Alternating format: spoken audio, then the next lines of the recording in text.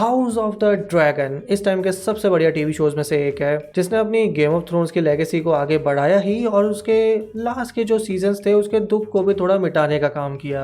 वैसे तो इसमें एक्टिंग, स्टोरी, म्यूजिक की तारीफ तो सब कर ही रहे हैं, पर क्योंकि यहाँ इतने सारे कैरेक्टर थे, उनके भी इतने सारे प्लॉट थे, लगातार टाइम जंप्स भी हो रहे थे, तो शायद आपके दिमाग से कुछ चीजें उड़ गई होगी। तो उन्हें वापस लाने के लिए करते हैं house of the dragon season 1 का एक रीकैप, जहाँ पे मैं आपको पूरी कहानी वापस नहीं सुनाऊंगा, लेकिन वो सारे मेन प्लॉट पॉइंट्स बताऊंगा जो आपको इससे आगे बढ़ने के लिए पता होने चाहिए। So let's start.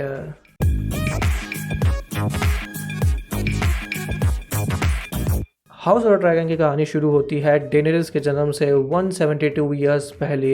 इस समय यह डायनेस्टी अपने चरम पे थी, कोई उनके मुकाबले में नहीं था। लेकिन दुनिया का एक उसूल है कि कहीं ना कहीं तो लड़ाई होगी ही, बाहर के दुश्मन नहीं होंगे तो अंदर ही दुश्मन बनेंगे। और ऐसे ही उस टाइम के किंग जहारिस के पास दो चॉइस थी कि वो आगे अपना आयरन थ्रोन किसे सौंपे, विसेरिस या रेनिस। विसेरिस से मुकाबला जीत जाता है और बन जाता है वेस्टरोस का नया राजा। लेकिन ये तो बस शुरुआत थी, नींव रख दी गई थी पहली सिविल वॉर की। एक ऐसा ग्रह युद्ध जो टारेरियन वंश को खा जाएगा। बनेगी यहाँ पे दो साइड्स, टीम ग्रीन और टीम ब्लैक। लेकिन सिर्फ वो नहीं होंगे आमने सामने, उनके साथ होंगे उनके ड्रैगन्स भी, और होगा dance of the dragon. Viserys ने जैसे किसी का हक मारा था, शायद वही हुआ उसकी बेटी रेनेरिया के साथ। वैसे तो रेनेरिया को उसके पिता ने बड़े लाड प्यार से पाला, लेकिन उसको पता था कि उसके पिता हमेशा से एक बेटा चाहते थे। सिर्फ इसलिए नहीं कि वो एक बेटा ही वंश को आगे बढ़ा सकता है, पर इसलिए भी क्योंकि उन्हें एक सपना आता था कि वो बेटा आगे ग्रेट विंटर का सामना कर पाएगा। वही ग्रेट विंटर जो बाद में गेम ऑफ थ्रोन्स में आता है। लेकिन फिर उसके पिता का कोई बच्चा भी नहीं हो रहा था, और जब वो हुआ तो ना वो जिंदा रह पाया ना उसकी पत्नी। वहीं कोई नहीं चाहता था कि राजा का जो भाई है डेमन, उसका कोई भी चांस बचे। तो सब कुछ यहाँ पे रेनेरिया के सामने आ गया। उसे ही रिस्पॉन्सिबिलिटी दी गई कि वो ही होगी इस डायनेस्टी की वारिस, वो बनेगी वेस्टरोस की पहली क्वीन। वैसे नाम के लिए वो आने वाली क्वीन थी, पर आगे भी किसी ने उसे सीरियसली नहीं लिया, जो एक और वजह बनी कि क्यों वो अपने अधिकार को मजबूत करना चाहती है। अब आगे जाके उसके पिता दूसरी शादी कर लेते हैं उसी की दोस्त एलिसेंट के साथ, उनका बेटा भी हो जाता है। और कब रेनेरिया को और ज्यादा विश्वास टूटने लगता है कि उसका कोई हक नहीं बचने वाला। हालांकि विसेरिस हमेशा इस टाइम पे उसी के साथ था, पर एक टाइम पे जब रूमर्स फैलना शुरू हो जाए कि कभी भी फैसला पलट सकता है, तो वो शांति ही लाएगा। इसी बीच उस पर प्रेशर बनता है कि वो शादी कर ले। अब वो प्यार तो करती थी क्रिस्टन कोल से, लेकिन वो तो कोई राजा वाजा नहीं था। वहीं पे डेमन इस टाइम पे देखता है कि क्यों ना उसका फायदा उठाया जाए। तो जब आगे जाके इन दोनों के साथ में होने की खबर फैलती है, तो उसके पिता को अपनी बेटी पे भी शक होने लगता है, और वो डिसाइड करता है कि वो उसकी शादी सर लेनोर वेलेरियन से करा देगा। लेकिन लेनोर का इंटरेस्ट कहीं और था, और रेनेरिया का भी। तो दोनों डिसाइड करते हैं कि शादी नाम की ही होगी और बाकी टाइम अपने अपने पार्टनर्स के साथ ही रहेंगे। पर ये बात क्रिस्टन कोल को तो पसंद नहीं आती, और अब एक टूटे दिल के आशिक के जैसे वो बस इंतकाम लेना चाहता है। अब आता है कहानी में बड़ा वाला टाइम जंप। रेनेरिया के इस टाइम पे 3 बेटे हो चुके हैं, जो कहने को तो लेनोर के साथ उसके बेटे हुए थे, पर सबको पता था कि यहाँ पे जो बेटे हैं उनके असली पिता है सर हार्विन स्ट्रॉन्ग। उनके बालों को देख के आप पता लगा सकते हैं वो सफ़ेद तो नहीं है। ये बात देखे तो सबको पता ही थी, लेकिन पिताजी इस पे विश्वास नहीं कर रहे थे, क्योंकि वो नहीं चाहते थे कि उसकी बेटी पे कोई सवाल उठाए। लेकिन हमें ये भी समझना पड़ेगा कि ये वो बच्चे हैं जिन्हें शायद कभी ये प्रजा भी एक्सेप्ट नहीं करेगी, जिसी के चलते रेनेरिया भी ये सोचती है कि क्यों ना उसके बेटे की शादी जो एलिसेंट की बेटी है उससे करा दी जाए। लेकिन एलिसेंट ने ऐसा बिल्कुल नहीं होने दिया। अब आगे जाके रेनेरिया फिर से डेमन से मिलती है, और इस बार इनका रिश्ता बंध भी जाता है। पर उसके पति लेनोर का क्या हुआ? डेमन यहाँ पे प्लान बनाता है कि लेनोर अपने प्रेमी के साथ वहां से भाग जाए, ताकि वो दोनों भी खुशी से रह सके और डेमन भी यहाँ पे रेनेरिया से शादी कर सके। और वो दिखाते ऐसा है कि लेनोर मर चुका है, ताकि किसी को आगे जाके शक भी ना हो और प्रॉपरली उन दोनों की शादी में कोई भी रुकावट ना आए। लेकिन फिर एक छोटी सी दिक्कत आ जाती है, जहाँ रेनेरिया के बच्चे सच में उसके और लेनोर के हैं, इस पे सवाल उठता है और अब उसका फैसला करना पड़ेगा। होता यह है कि लेनोर के जो पापा है लॉर्ड कोलोरिस, वो बीमार थे, और उनका जो ड्रिफ्टमार्क का इलाका है उसका नेक्स्ट वारिस कौन होगा ये डिसाइड करना था। अब टेक्निकली उनका एक ही बेटा था लेनोर, जिसकी शादी रेनेरिया से हुई थी और उसके बच्चे हो चुके हैं, तो ये वंश उन्हीं पे आगे बढ़ना चाहिए। लेकिन इस टाइम पे ये फैसला करने के लिए विसेरिस की तबीयत ठीक नहीं रहती थी, और ये सब फैसले उस टाइम टाइम पे उसकी बीवी यानी क्वीन एलिसेंट ही कर रही थी। फिर भी रेनेरिया यहाँ पे कोशिश करती है, वो अपने पिता से बात करने के लिए जाती है, पर इस टाइम पे सबको लग रहा था कि ऐसा कुछ नहीं होने वाला। लेकिन विसेरियस सामने आ जाता है अपनी बेटी का साथ निभाने के लिए, और ये जो मीटिंग बुलाई जाती है टीम ग्रीन के द्वारा, ये सारा मामला फुस हो जाता है। विसेरियस सामने खड़े होकर कह देता है कि कोई भी मेरी बेटी पे शक नहीं करेगा, ना ही उसके बच्चों पे। विसेरियस को लगता है कि अब मामला थोड़ा ठीक हो सकता है, तो वो एक फैमिली डिनर भी बुलाता है। थोड़ी नोकझोंक वहाँ होती है, लेकिन लगता यही है कि अब सब ठीक शायद हो ही जाएगा। रेनेरिया यही सोच के ड्रैगनस्टोन चली गई वापस, पर बाद में उसे पता चला कि उसके पिता किंग विसेरियस नहीं रहे और उसके भाई एगोन को किंग बना दिया गया है। ये इस कैरेक्टर को एक और मोटिवेशन देता है कि उसे भी यहाँ पे लगता है कि जो उसके पिता की मौत हुई है ये शायद उसके दुश्मनों ने ही कराई होगी। ये दुख उसे इतना भारी पड़ता है कि वो पेट में ही अपने बच्चों को खो देती है। लेकिन कई बार दुख ही आपको आगे बढ़ाने के लिए जरूरी होता है, और इसलिए उसे यहाँ पे लेना पड़ता है क्वीन का खिताब, और वो अपने बच्चों को आगे भेजती है कि वो बाकी हाउसेस के साथ हाथ मिलाने का काम करे। अभी तक ये सब यहाँ पे कूटनीति पे ही चल रहा था, जिसके चलते उसके बेटे बाकी हाउसेस के पास जाते हैं। कहने को तो ये नॉर्मल सी एक मीटिंग होने वाली थी, लेकिन वहां पे उसे मिल जाता है उसका मामा एमंड। एमंड को अभी भी वो बुलिंग याद थी जो उसने बचपन में झेली थी, जिसके चलते इन दोनों के बीच हो जाती है पहली ड्रैगन फाइट। एमंड वैसे बस उसे डराना चाहता था, लेकिन बाद में जाके वो उसका कंट्रोल खो देता है, और जब ड्रैगन्स की लड़ाई होगी तो किसी ना किसी की तो हार होनी ही है, और अफसोस वो होता है रेनेरिया का बेटा। अब एक माँ के लिए इससे बड़ी बात क्या ही होगी जंग का ऐलान करने के लिए। और अब सवाल ये होगा कि रेनेरिया अभी भी पॉलिटिक्स पे ही भरोसा ज़्यादा करेगी या फिर वो डेनेरिस के जैसे विनाश का फैसला करेगी। और भूलिए मत कि ये सब गुस्सा और बदले की भावना के बाद भी वो ये वादा जानती है जो उसने अपने पिता से किया था कि वो वेस्टरोस को साथ में रखेगी। क्या वो ये कर पाएगी, ये ज़रूर हम देखेंगे सीजन 2 में। डेमन को हमेशा से एक ही चीज की इच्छा थी, अपने भाई विसेरियस के बाद उस सिंहासन पे बैठने की। उसके भाई का जब बेटा भी मर गया था तो उसने जश्न भी बनाया कि अब उसी की बारी है, और यही उसका अजीब और गर्म दिमाग था जिसके चलते कोई नहीं चाहता था कि वो लाइन में रहे। विसेरियस को भी जब पता चला कि उसके भाई ने ऐसे जश्न मनाया है तो उसने अपने भाई को वहां से निकाल दिया। ऐसे डेमन का रास्ता को रुक गया, लेकिन उसका एक साइड प्लान भी था कि उसके भाई की बेटी जो है रेनेरिया उससे थोड़ी सी नजदीकियां भी रखे।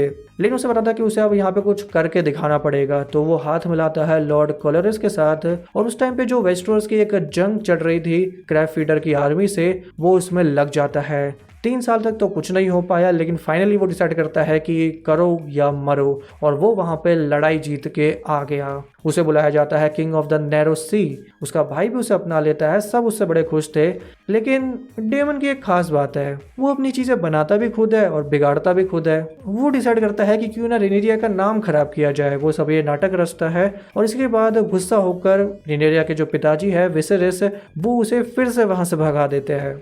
बाद में जाके वो लॉर्ड कोलोरिस की बेटी लेना से शादी कर लेता है। उनकी भी 2 बेटियां होती है, बेला और रेना, लेकिन लेना अपने तीसरे बच्चे को जन्म नहीं दे पाती, और डेमन फिर से सिंगल हो जाता है। फिर वो रेनेरिया से शादी कर लेता है, और जब उसे पता चलता है कि उसका भाई विसेरियस नहीं बचा, तो उसे भी यही लगा कि ग्रीन साइड वालों ने ही उसे मार दिया है, और उसके लिए अब एक ही चीज बची है, एक सिविल वॉर। उसे लेना है यहाँ पे अपने भाई का बदला। उसके लिए तो जो होगा देखा जाएगा। वो लग जाता है तैयारियों में। बीच में रेनेरिया उसे ये भी बताने की कोशिश करती है कि मैं ये सब इसलिए भी कर रही हूँ क्योंकि ये प्रोफेसी मेरे पिता ने मुझे बताई थी, पर डेमन के लिए सब बकवास थी। उसे उससे कोई लेना देना नहीं है, उसे यहाँ पे बदला लेना है। पर वो ये बदला किसके लिए लेना चाहता है? रेनेरिया के लिए, अपने लिए लेना चाहता है, या बस अपनी सनक के लिए? ये देखने लायक बात होगी। अब रेनिस को बुलाया जाता है the queen who never was, क्योंकि जहारिस के बाद नेक्स्ट इन लाइन वही थी। लेकिन सबसे बड़ी होने के बावजूद भी उसका हक मार दिया गया, जो चीज आज भी उसे कहीं ना कहीं सकाती है। उसने फिर आगे जाके शादी की लॉर्ड कोलोरिस वेलोरियन से, जिसे सी स्नेक भी बुलाया जाता है। तो जब अब मौका आता है कि किंग विसेरियस की अब फिर से शादी करानी है, तो वो अपनी 12 साल की बेटी का रिश्ता भी उसके सामने रखती है। अब वो चीज तो उस टाइम पे नहीं हो पाती, लेकिन बाद में विसेरियस खुद उसके सामने आता है अपनी बेटी रेनेरिया का रिश्ता लेके, और वो डिसाइड करता है कि उसका बेटा अब आने वाली क्वीन से शादी करेगा। और बाद में जैसे मैंने आपको पहले बताया, उसने अपना बेटा भी खो दिया। उसकी बेटी जिसकी डेमन से शादी हुई थी वो भी नहीं बच पाई, और फिर आगे जाके उसका पति भी जंग में बीमार पड़ जाता है। आई थिंक एक तरीके से देखे तो इस सब में रेनिस का सबसे बड़ा नुकसान हुआ है।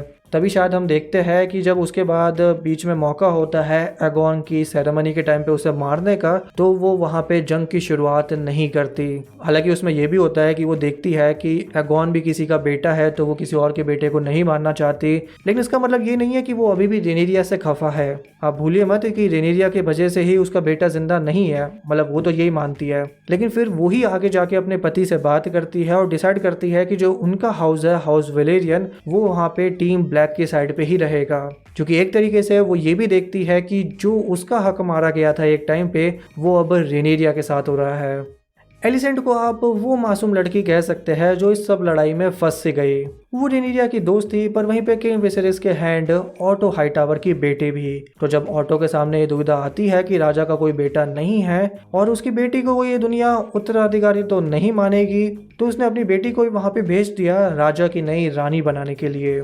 इससे ये तो होगा ही कि राजा को एक बेटा मिल जाएगा, वेस्टरोस को एक नया प्रिंस मिल जाएगा, पर वहीं पे ऑटो का भी फायदा ही फायदा, उसकी बेटी भी रानी बन जाएगी और उनका हाउस भी यहाँ पे किंग की लाइन में आ जाएगा। लेकिन ये बात रेनेरिया के लिए एक सरप्राइज जरूर होती है। तब भी एलिसेंट यहाँ पे कोशिश करती है उसे मनाने की, लेकिन एलिसेंट का इस टाइम पे एक बच्चा भी हो चुका था, एगोन द सेकंड, और रेनेरिया अभी भी अपनी दोस्त एलिसेंट से खफा थी। इसी बीच एलिसेंट को पता चलता है कि रेनेरिया ने किसी और बंदे के साथ कोई रिश्ता बना लिया है, जो कोई ड्यूटी निभाने वाली चीज तो नहीं है। और हम जैसा जानते हैं कि एलिसेंट ने तो शादी ही इसलिए की थी ताकि वो ड्यूटी निभा सके एक तरीके से।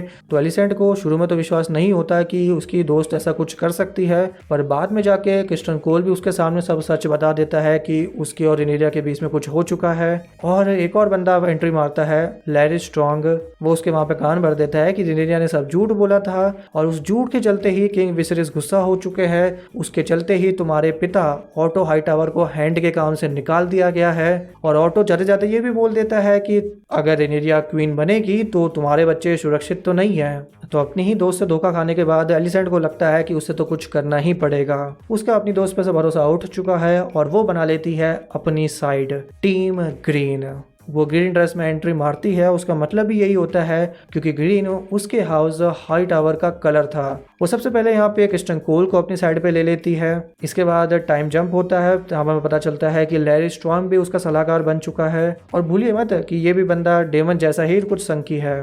अब आगे जाके वो भले ही अभी भी रेनेरिया से खफा थी, मामला टूल तब पकड़ता है जब एलिसेंट के बेटे की आंख चली जाती है जब उन बच्चों की लड़ाई में, और तब वो देखती है कि उसके पति विसेरिस कोई ढंग से डिसीजन नहीं ले पा रहे। कहीं ना कहीं तब उसे लग जाता है कि सब कुछ ठीक तो नहीं रहेगा। पर बीच में एक फैमिली डिनर हुआ और वहां पे लगा कि सब कुछ ठीक हो सकता है, लेकिन वो चीज भी ज्यादा देर तक नहीं टिकती क्योंकि गलती से विसेरिस अपनी आखिरी सांसों में एलिसेंट को अपने सपने के बारे में बता देता है, जहां वो एगोन का नाम लेता है। फिर वो कहता है कि उसे प्रिंस बनाना चाहिए। उसका मतलब तो वैसे था एगोन द फर्स्ट से, जो उनका पहला किंग था, बट एलिसेंट को लगता है कि उसके पति की आखिरी विश यही है कि उनका बेटा एगोन यहाँ पे किंग बने। इस कहानी में कितनी गलतफहमियां हैं आप देखेंगे ही, बट प्रॉब्लम ये नहीं है कि गलतफहमियां यहाँ पे हुई है। प्रॉब्लम ये थी कि ये सब चीजें विसेरिस के सामने थी। वो चाहता तो उन्हें पहले ही सुलझा सकता था, बट एक अच्छा राजा बनने के चक्कर में शायद उसे लगा कि अभी सही समय नहीं है, और अपने आखिरी समय तक भी वो हर चीज को कंफ्यूज ही करता रहा।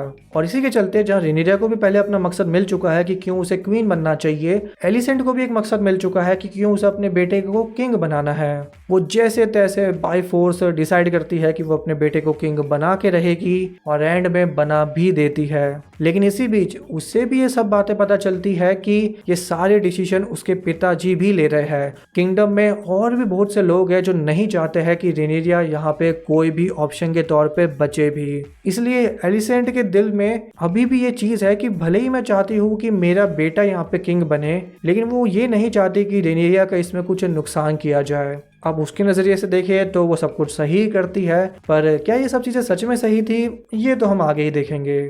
अब एगोन की बात करें तो वो तो राजकुमार था, उसे दुनिया से कोई लेना देना नहीं था, उसे तो बस मस्ती करनी थी। नाम के लिए वो शादी भी कर लेता है अपनी बहन हेलेना से, पर आगे पीछे उसने कई जगह अपनी निशानियां छोड़ रखी थी। पर इस सब के बीच उसे हमेशा लगता था कि उसके पिता उससे कभी प्यार नहीं करते, माँ भी उसे हमेशा डांटती रहती थी। तो जब उसके सामने खबर आती है कि उसके पिताजी की डेथ हो चुकी है और उसे किंग बनाया जाएगा, तो वो शुरू में इंटरेस्टेड नहीं था, लेकिन जब आगे जाके वो देखता है कि इतनी सारी पावर उसे मिलने वाली है, तो कोई भी इंसान उसे देख के फिसल ही जाएगा। एगॉन बन जाता है वेस्टरोस का नेक्स्ट किंग। उसे पहनाया जाता है एगॉन द फर्स्ट का क्राउन, दी जाती है उसकी तलवार और जनता भी उसे प्यार करती है काफी। एमंड हमेशा से उसूलों वाला इंसान था, अपनी ड्यूटी को सबसे पहले रखता था, लेकिन उसके भाई उसे बड़ा बुली करते थे। उसके पास कोई ड्रैगन भी नहीं था, लेकिन जब उसे ड्रैगन मिला तो उसने सीधा सबसे बड़े ड्रैगन वेगार को ही क्लेम कर दिया। हालांकि वेगार उसके क्लेम करने के लिए बना नहीं था, तो उसकी लड़ाई हो जाती है अपनी भांजे और बहनों से और उसके चलते उसकी आंख में चोट भी लग गई। एमंड आगे अच्छे से ट्रेनिंग करता है, बढ़िया फाइटर बनता है, दिमाग से भी काफी तेज होता है। कहने को तो इसे यहाँ पे किंग बनना चाहिए था और ये ख्वाब अभी भी उसके दिल में रहेगा। पर एक और चीज उसके दिल में हमेशा से थी जो उसके साथ बचपन में बुली हुई थी, और वो चीज उसके सामने फिर से होती है फैमिली डिनर वाले टाइम पे, जहाँ पे फिर से हमें रिमाइंड कराया जाता है कि अभी कई सारे हिसाब किताब खत्म करना बाकी है। तब तो वहाँ पे मामला शांत हो जाता है, लेकिन जब वो बाद में एक बार फिर से मिलता है लुसेरिस से तो उसे अपनी वो सारी पुरानी यादें वापस आ जाती है। इतने समझदार होने के बावजूद भी ये चीज बड़ी बचकानी तो थी उसके लिए, क्योंकि वो लेके चला गया अपना ड्रैगन उसको डराने के लिए। उसे लगता है कि ऐसे उसका छोटा मोटा बदला हो जाएगा, लेकिन ड्रैगन्स की फाइट जब होगी तो नुकसान तो होगा ही, और जब वो अपने ड्रैगन का कंट्रोल खो देता है तो वो लुसेरिस की जान ले लेता है। भले ही सब उसकी मर्जी से तो नहीं हुआ था, लेकिन उसे भी पता है कि जंग का ऐलान तो उसने कर दिया है। देखे तो ये ग्रह युद्ध कभी ना कभी तो होना ही था, जो कि दो साइड पहले ही बन गई थी। सवाल बस इतना था कि कब होगा, और अब बस सीजन 1 में इसकी नींव रख दी गई है, एंड में चिंगारी भी लगा दी गई है। देखते हैं कि ये आग कहां कहां तक जाएगी। और बस यहीं पे खत्म होता है ये रीकैप। आपको अच्छा लगा हो तो लाइक का बटन जरूर दबा देना, और हाँ, साथ में देखेंगे हम ये शो, क्योंकि इसके एपिसोड को डिस्कस करने के लिए मैं लाइव स्ट्रीम भी करूंगा। आप इसकी बातें करने के लिए आ सकते हैं मेरे फुलमिनो फैन शो में, जो होता है रात को 10:30 बजे। और चलिए अब मिलेंगे उसी शो के टाइम पे। Thank you for watching this video. Bye.